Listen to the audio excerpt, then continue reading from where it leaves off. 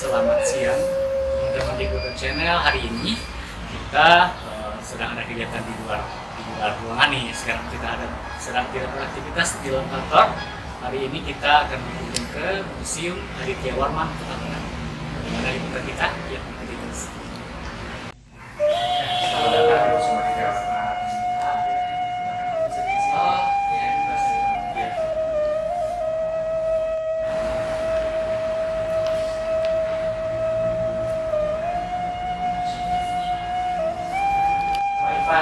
di Museum Aditya Warman. Jadi kita bisa ditunjukkan di sekitar di warna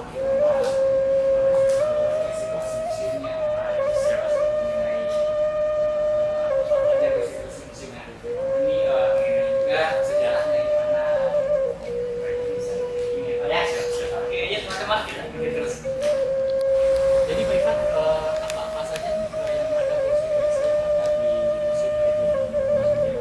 Dan bagaimana juga sebelumnya jelaskan bisa satu dengan bagaimana sejarahnya dibangunnya Museum Aditya Warman. Baik, terima kasih. Sebelumnya kami ucapkan selamat datang di Museum Aditya Warman untuk teman-teman dari IPTG, mahasiswa. Terima kasih sudah hadir. Oke, jadi kita berada saat ini di Museum Aditya Warman. Museum Aditya Warman adalah museum tingkat provinsi yang memiliki 10 jenis koleksi. Museum Aditya Warman ini sejarahnya pertama adalah di tahun 1973. Waktu itu Pak Gubernur Harjen punya ide untuk mendirikan Balai Kebudayaan Minangkabau. Ide tersebut kemudian disampaikan ke Kanwil Pendidikan dan Kebudayaan saat itu Pak Amir, gitu kan, dan beliau menyampaikan ke Jakarta. Akhirnya ide tersebut disampaikan tahun 1975 dalam bentuk mendirikan sebuah museum. Kemudian 75-76 mulai proses pembangunan karena itu masuk berita kedua, ada 25 museum yang didirikan di Indonesia saat itu, dan akhirnya 1976 selesai dibangun. Kemudian tahun 1976 mulai mengumpulkan koleksi-koleksi yang tiba dari masyarakat lebih dari 3 ribuan dan diresmikan atau dibuka pada tanggal 16 Maret 1977. Jadi sudah hampir 4 tahun Museum Aditya Warman ini. Iya. Kap. Action. Ya.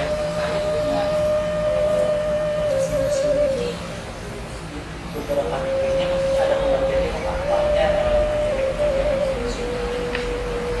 Iya, sejak tahun 1982 pemerintahan pusat dalam hal ini atau dulu masih namanya Departemen Pendidikan dan Kebudayaan membagi klasifikasi koleksi menjadi 10 bagian. Ada grafika, ada arkeologika, ada biotika, ada geologika, dan ada numismatika, ada gramatika, ada biologika, dan kesenian sampai terakhir teknologi.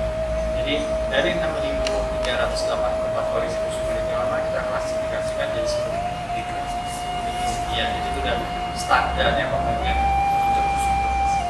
Jadi koleksi-koleksi yang ada di Museum Aditya Warman ini semuanya dari Oke, seperti tadi saya sampaikan di awal bahwa 3.000 koleksi di awal itu adalah hibah dari masyarakat. Ya, jadi tahun 1976 sebelum diresmikan tahun 1970 di Jalan Mitra itu masih Kanwil Pendidikan dan Kebudayaan mengumpulkan koleksi masyarakat. Kemudian sampai akhir ini saat ini sudah 6 ribuan. Sumbernya apa aja sih koleksi museum itu? Pertama yang jelas bisa kubah. Kemudian ada hadiah, kemudian ada hasil ekskavasi, kemudian ada istilahnya apa titipan, dan yang terakhir adalah ganti rugi atau dulu namanya ganti rugi. Itu cara mendapatkan museum memperoleh koleksi. intinya kalau untuk koleksi yang ada di dalam museum ini apa hubungannya apa dari penawaran ya. Iya, jadi dulu koleksi ini dibagi 3 jenis. Pertama jenis koleksi dari Minangkabau, kemudian jenis koleksi dari Mentawai, dan ketiga Nusantara. Nusantara ini tentunya di luar Minangkabau. Jadi memang kita sebagian besar fokus adalah untuk budaya. Kalau saya ingin menjelaskan tentang pelatihan ini, koleksi baru kami di tahun 2022. Sebelumnya kita jalan pelatihan kita. Apa yang menjadi unik pelatihan ini, gitu kan? Ini adalah pelatihan masyarakat di Sumatera Barat sering menggunakan pelaminan pesisir atau di luar 3 ruang. Karena 3 ruang itu ada agar, kota, dan data-data. Kita berusaha melakukan pelaminan klasik, jadi pelaminan dari daring. Ya, jadi yang membedakan itu adalah mungkin warna itu lebih gelap. Beda kalau pelaminan rantau atau pesisir itu lebih terang. Ya, itu pakaiannya dari Sunggayak. Iya, dan agak sedikit klasik, warna bajunya warna ungu. Biasanya kan dia warna hitam, ya kan? Gitu. Jadi itu koleksi kita yang di pelaminan yang baru yang kita coba pamerkan tahun 2020. Kemudian kalau di dalam pemakanan ini ada sistemnya kamar-kamar. Jadi sebenarnya kamar itu ganjil, ada 5, 7, 9. Itu ciri sebuah pemakanan. Iya. Kita terus lanjut di sini, di sisi barat Pemagadan ini menceritakan tentang koleksi-koleksi sejarah, gitu kan. Jadi sejarah Sumatera Barat itu jauh sebelum Minangkabau itu ada, gitu kan. Walaupun Sumatera Barat itu kan mulai diletakkan tahun 1907, gitu kan. Tapi di sini banyak ragam budaya yang lahir sebelum Sumatera Barat itu lahir. Ini adalah koleksi sejarah-sejarah tentang Islam. Islam sangat penting di Sumatera Barat karena pengaruhnya cukup besar di masyarakat Sumatera Barat. Jadi di sini ada naskah tidak hanya kitab suci, tapi ada naskah-naskah lain yang bukan kitab suci. Gitu. Dan ada juga stempel yang dituliskan Arab Melayu. Apa sih Arab Melayu? Itu adalah tulisannya Arab Melayu, Arab bahasanya Melayu. Gitu.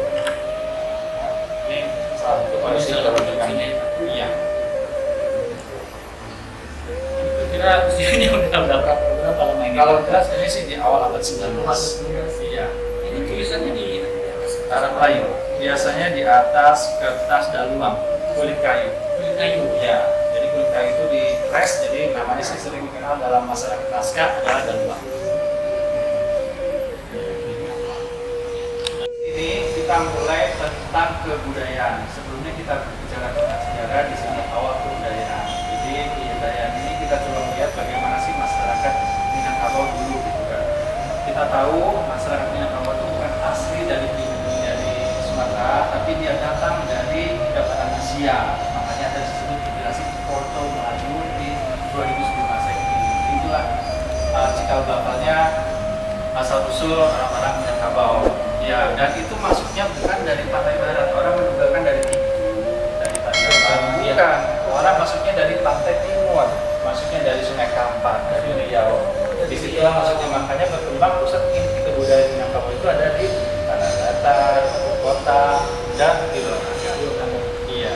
Jadi begitu sejarahnya. Jadi intinya awal dari turunnya migrasi dari orang Iya. Asia itu ya Pak ya.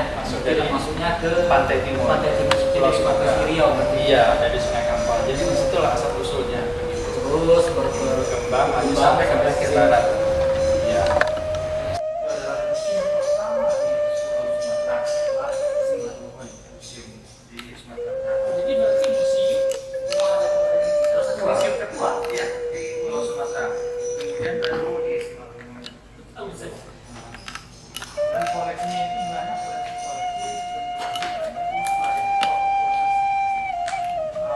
penjajah Jepang itu banyak yang hilang. Walaupun dulu masih banyak koin-koin yang disimpan oleh teman-teman pendidikan kebudayaan. Pak, hari ini kita di mana nih? Saat ini kawan-kawan masuk di ruangan yang baru. Kita masuk ke ruangan perhiasan. Ya, jadi ini baru dipamerkan tanggal 27 Oktober 2022. Kita bekerja sama dengan Daerah Istimewa Yogyakarta. Kita mengadakan pameran perhiasan dan hasil tambang. Gitu. Jadi di sini banyak berbagai macam koleksi, tapi memang koleksi emas kita. Jadi di sini ada beberapa koleksi. Tentunya perhiasan itu kita kelompokkan adalah perhiasan kepala, badan termasuk leher, tangan dan kaki.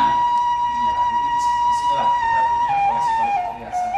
Dan ini belum pernah dipamerkan sejak 44 tahun yang lalu. Kita sering banyak perhiasan yang tersimpan ada di gudang. Gitu, karena kita takut hilang. Tapi karena ibu kepala yang sebelumnya Kalinas dipamerkanlah karena ini adalah museum koleksi yang masih ada terus. Jadi kita tampilkan perhiasan-perhiasan.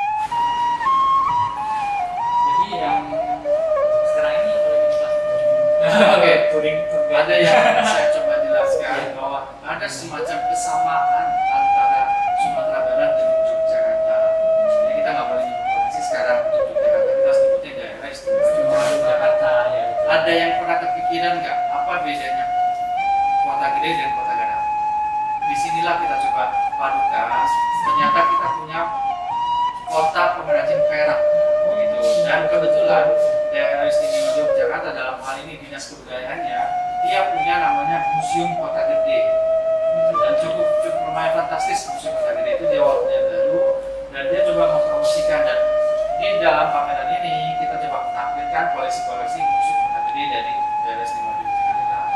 Iya. Berarti ini terkait dengan perhiasan yang pengrajin Kota Gadang. Gadang. Iya.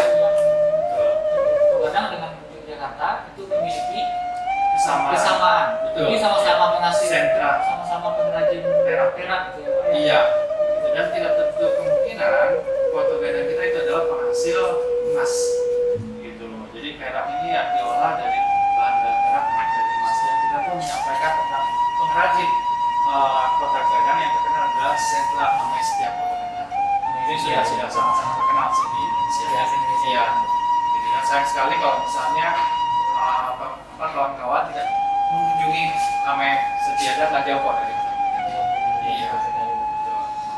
Baik, di sini Mas Iqbal kita menemukan berbagai perhiasan dari leher. Ada koin, ada kalung kaban, ada rago-rago, gitu banyak jenisnya. Jadi perempuan Minangkabau itu kalau dia menggunakan kalung tidak cukup satu. Boleh lihat ya nanti kalau pengantin, dia pakai 3 atau 4 jenis kalung yang dipakainya dalam suatu upacara tradisi. Itulah kekayaannya, kenapa makanya perempuan itu sering nanti ke depannya disebut kuning. Ya, karena Ini dia bisa. bersamaan Iya. memakai 3 jenis kalung. Boleh diperhatikan nanti ada kawan-kawan gitu kan. Dia memakai lebih dari 1 kalung. Gitu. Berarti ini koleksi kalung-kalung ini itu dari Sumatera Barat semua ya Pak? Iya, asli ini semuanya. Kalungnya Ya, walaupun lapisan emasnya sih tidak sampai 18 karat, mungkin di bawah 18 sampai dia di bawah 22 karat. Begitu dia. Ya. Cuma sayangnya sekarang sudah mulai banyak apa istilahnya ini modifikasi sehingga hasilnya hilang. Contohnya kalung kaban, seharusnya kan dari batu warna merah, tapi banyak pengrajin mengubahnya jadi plastik. Gitu. Sayang sekali. Kalau yang bisa mendapatkan itu punya nilainya juga sakit. Gitu. Pak, kalau yang itu perhiasan itu, kalau Oke. bentuknya seperti perhiasan kepala ya Pak? Betul, setelah kita tadi bagian leher, kita masuk ke bagian kepala. Jadi ada penutup kepala. Perhiasan itu tidak hanya digunakan oleh kaum perempuan, tapi laki-laki juga punya perhiasan. Gitu. Dan ini originalnya dari mana? Kalau sekarang kan banyak seng atau dari kain terbuatnya kan. Kalau ini semua terbuat dari kayu, kayu asli yang dilapis dengan emas. Gitu. Kalau lama-lama juga kayu. Nah, sekarang dia kayu yang tetap dari kayu emas. Jadi semuanya dan asli dari kayu. Jadi orang-orang dulu membuat dari kepala dari kayu, kemudian dihias. Berarti orang zaman dulu bikin perhiasan kepalanya dari kayu Pak? Iya, Ini dari kayu? betul. Ini Berarti terbuat awalnya- dari kayu. berarti awalnya dari kayu? Betul. Bukan dari kayu? Bukan. Awalnya dari kayu karena sekarang sudah banyak istilahnya kain karena dianggapnya sebagai apa ya, kalau yang ikat tali dari Jawa atau dari Melayu gitu kan, lakon pakai kayu, kita pakai kain. Padahal kita nggak dari kain sebenarnya, sebagai kayu. Cuma karena proses pengerjaannya dan istilahnya itu waktu ini nggak ada lagi gitu, jadi nggak ada ini. Dan rasanya di toko-toko souvenir di bukit ini cukup lumayan mahal. Jualnya kayak gini. Ya, dari kayu. Kalau yang Yang ini perhiasan badan, jadi ada mahkota di atas, kemudian ada ikat pinggang, kemudian ada gelang. Iya. Dan kalau teman-teman nanti ke Singapura, Museum Nasional Singapura di bagian belakang tuh ada gelang kita, besar sekali. Ini bukan milik Museum Ritiawan, tapi ini adalah kekayaan dari gaya langsung.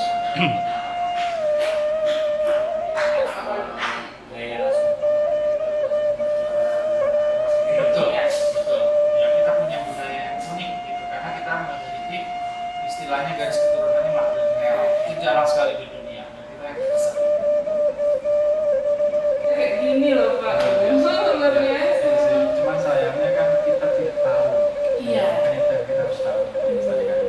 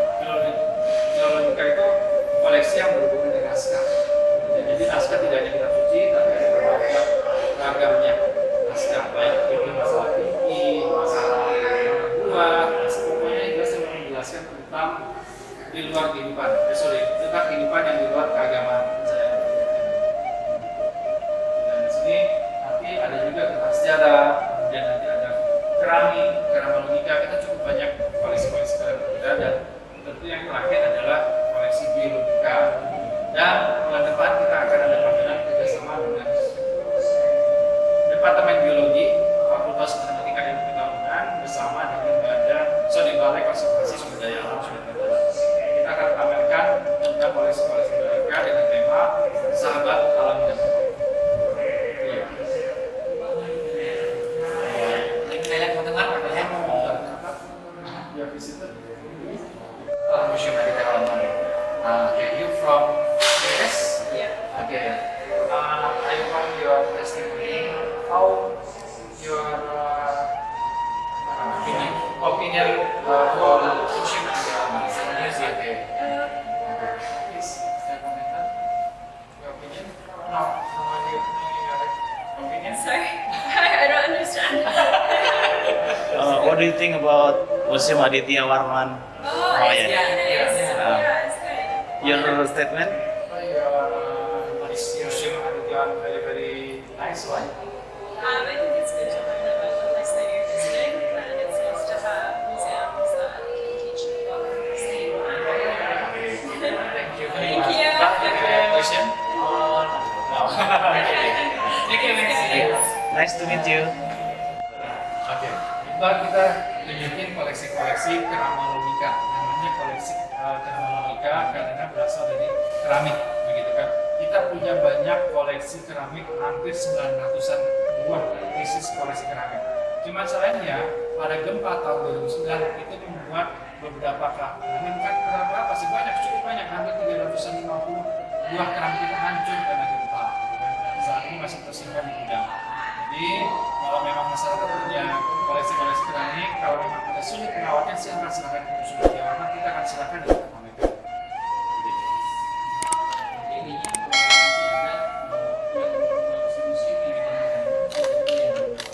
Iya, iya. Koleksi yang dipamerkan ya mungkin sekitar 5-6% gitu kan, ya sekitar 400-an dari total 6.384 koleksi. Jadi memang kita terkendalanya di ruang pamer sih. Koleksi kita sudah semakin banyak bertambah, tapi ruang yang dipamerkan tidak banyak. Oke, selanjutnya kita masuk ke koleksi-koleksi yang namanya biologika. Itu jadi koleksi-koleksi keramik Ini gitu. kalau dilihat nih seperti museum binatang-binatang yang Iya, kan ya, Pak? iya, sama seperti di Bukit Tinggi namanya museum zoologi. Zoologi, Sekali iya, gitu kan. saya lihat. Oke, jadi kita punya 18 koleksi zoologi, cuman sayangnya masih belum banyak yang kita bisa pamerkan. Itu karena sebagian besar dari telur. Kita waktu itu dapat dari Dinas Lingkungan Hidup juga ada, kemudian dari sumbangan dari masyarakat juga ada. Gitu. Dan yang paling unik tentunya adalah burung puau. Burung puau ini salah satu simbolnya dari Provinsi Sumatera Barat. Ini kalau burung ini udah punah ya, Pak? Rasanya di Kinantan masih ada. Oh, masih ada? Banyak di Kalimantan banyak. Iya, masih banyak. di Ini Kalimantan. namanya apa? Apa namanya? Sertifikatnya apa itu? Argus Pheasants. Betul. Argus Pheasants. Jadi banyak, dan tahun lalu kita kerjasama dengan Departemen Biologi meneliti. Jadi nanti kalau kawan-kawan mau berkunjung ke Museum Aditya Warman, silakan ke perpustakaan. Kita punya buku terbitan Pak Dr. Wilson tentang burung puau. Ini tua udah. Suaranya pun tua udah. Iya. Kita masuk ke ruangan selanjutnya di Museum Aditya Warman ini, ruangan rendang, di mana rendang ini di Museum Aditya Warman ini maksudnya juga menampilkan koleksi-koleksi berbagai macam jenis rendang, mulai dari rendang daging, rendang apalah macam-macam. Ternyata rendang itu banyak macam-macam, banyak pembagiannya. Itu kan Pak bisa dijelaskan sedikit mengenai ruangan rendang ini. Baik, terima kasih. Iya. Jadi kalau misalnya kawan-kawan Museum Aditya Warman, jangan lupa ke ruang pameran rendang, atau kita sering sebutnya museum rendang. Nah, ini ruangan idenya dari Ibu Devi Doratresno. Tahun 2019 beliau berharap ada suatu ruangan untuk memamerkan tentang rendang, karena kita ingin makanan lezat-lezatnya ini populer. Kemudian Dinas Kebudayaan mengapresiasinya dengan bentuk pameran. Jadi ini sudah hampir 5 tahun ruang pamer ini dan cukup favorit, gitu kan. Dan di sini kita akan menampilkan sebenarnya sih bukan koleksi tapi semacam miniatur makanan. Ya, mengenai rendang-rendang itu sendiri apa? Karena selama ini rendang selalu fokus kepada yang berbahan daging. Jadi kalau aslinya itu kan daging kerbau. Dan sekarang banyak orang berubah jadi daging sapi. Yang aslinya sih dari daging kerbau. Dan tidak hanya daging yang di rendang, tapi banyak macam-macam rendangnya. Ada rendang talu, rendang pensi, rendang jarian seperti yang kamu bisa lihat di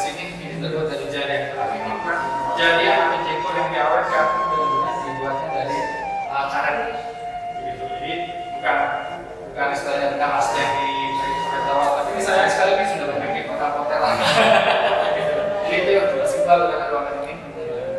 Kalau keliling-keliling itu gimana? Boleh, silakan. Ya.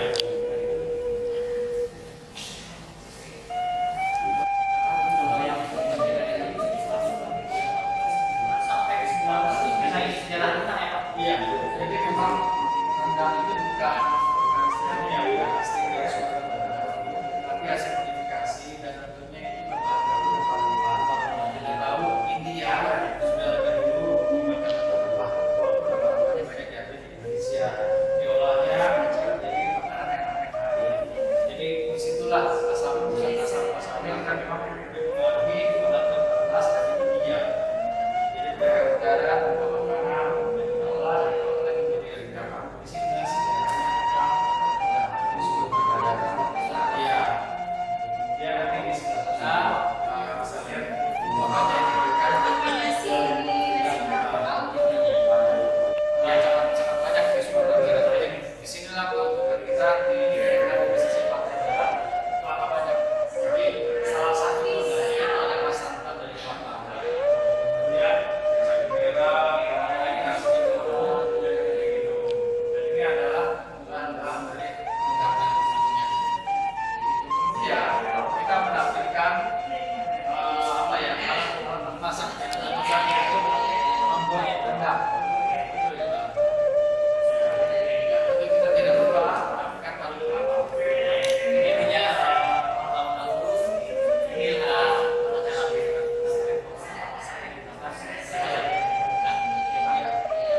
Jadi sayang sih sekarang sudah dengan tiga. Ya. Tunggu sekarang. Oh, iya.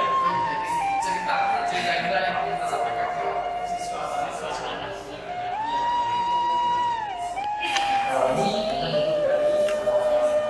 Ini manusia. Betul. Ini adalah buku kompor. Ada ini memang kalau rendang itu original artinya dia wangi. Beda sekarang kan. Wanginya nggak pakai gula. Dan ya, bukan lagi dari sekarang gas. Walaupun sekarang beberapa proses di seluruh negara masih ada juga sih. Yang pertama kita ini yang menjadi istilahnya kuota rendang. Ya. Kemudian saya ingin jelaskan tentang bisnisnya. Jadi sudah banyak negara-negara yang memproduksi rendang dan ini menjadi suatu kebanggaan buat kita masyarakat Sumatera Barat bahwa rendang itu sudah mendunia. Bahkan terakhir di bulan lalu Menteri Sandiaga meresmikan salah satu pabrik rendang terbesar di Eropa di Belgia di sini karena dia baru memproduksi lebih dari 2.000 ton rendang untuk didistribusikan di Eropa. Jadi kita harus bangga dengan tapi perlu dibedakan kalau bahasa Indonesia adalah rendang, kalau bahasa Minangnya rendang. Karena kita ingin mempopulerkan bahasa Minangnya rendang. ya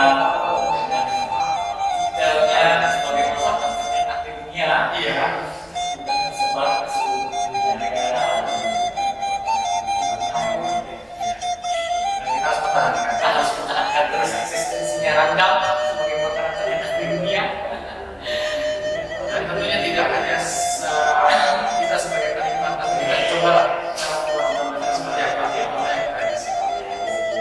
Baik Pak, bisa diberikan sedikit pengalaman untuk belajar masyarakat museum karena kan sudah banyak yang dimana Pak hari kemajuan mana yang membuat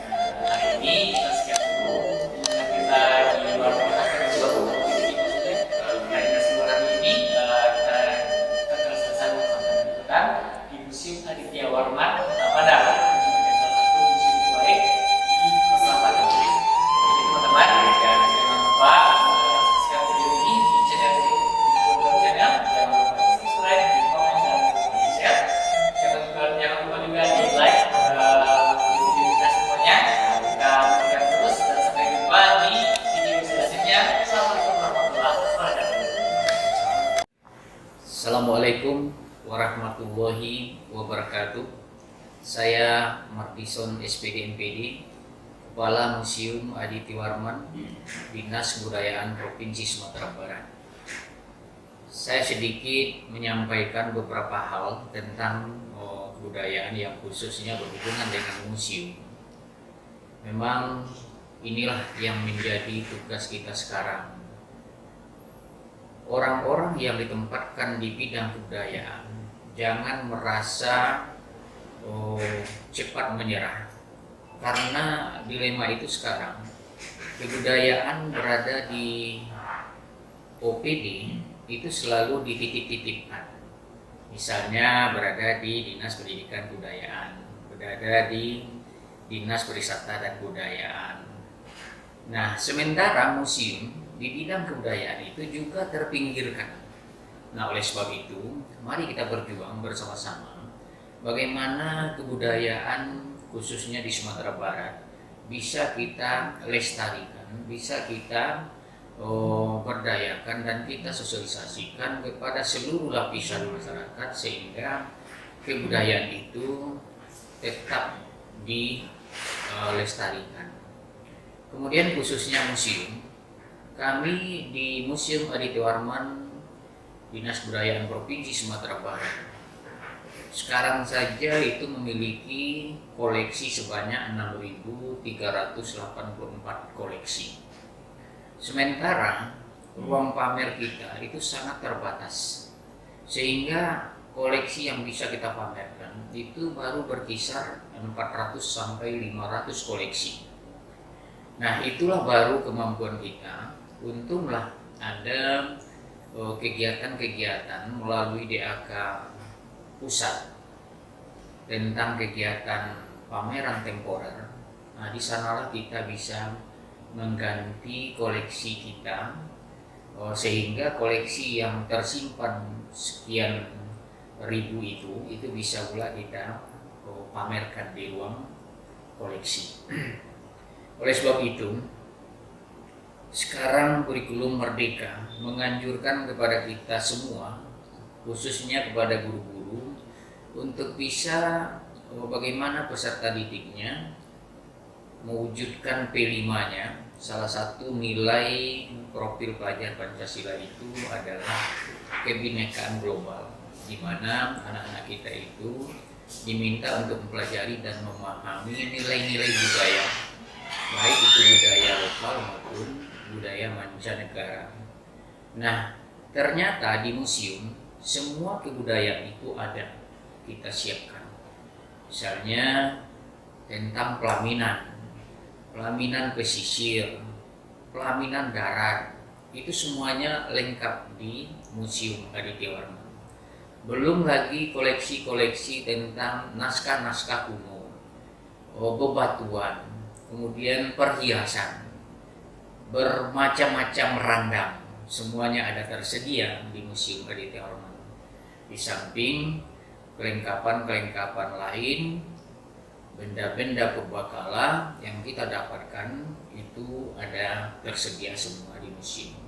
Nah, untuk mendukung pembelajaran kurikulum Merdeka itu, tentu kita berharap semua guru-guru kita yang ada di Sumatera Barat khususnya, tentu di Indonesia umumnya, kita mengajak kepada guru-guru kita untuk memberdayakan anak-anaknya berkunjung ke museum, sehingga apa yang menjadi target kita, anak-anak bisa mengetahui tentang kebudayaan di Republik Indonesia ini, khususnya di Minangkabau, itu bisa kita wujudkan secara bersama-sama. Jadi kami himbau sekali lagi kepada semua guru-guru kita, terutama mata pelajaran sejarah, untuk mengajak anak-anaknya, peserta didiknya berkunjung ke Museum Aditya Warman atau museum-museum daerah yang ada di kabupaten kota kita. Nah, mungkin itu yang dapat saya sampaikan kepada kita semua. Mudah-mudahan kita berada dalam keadaan sehat walafiat. Salam museum, museum di hatiku. Saya akhiri. Assalamualaikum warahmatullahi wabarakatuh.